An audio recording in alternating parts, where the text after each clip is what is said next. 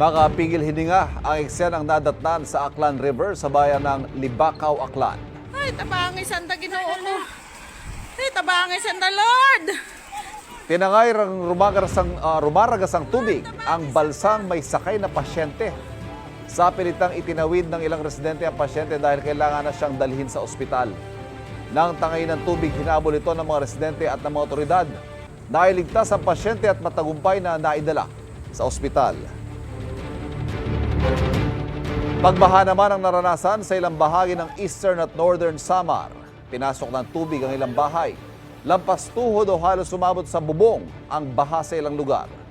Base sa monitoring ng Office of the Civil Defense Region 8, apektado ng bahang Jipapad, Dolores, Maslog, Arteche, Tac, Canabid at Borongan City sa Eastern Samar. Meron din ang mga bayan ng Katarman, Katubig, Mondragon, San Roque at Bobon sa Northern Samar. Isinailalim na sa Blue Alert ang Eastern Visayas. Panawagan ng OCD-8 sa publiko, makinig sa abiso ng mga lokal na pamahalaan. Ang maulang panahon sa Visayas ay epekto ng shear line o pagsasalubong ng malamig at ng mainit na hangin ayon sa Pag-asa.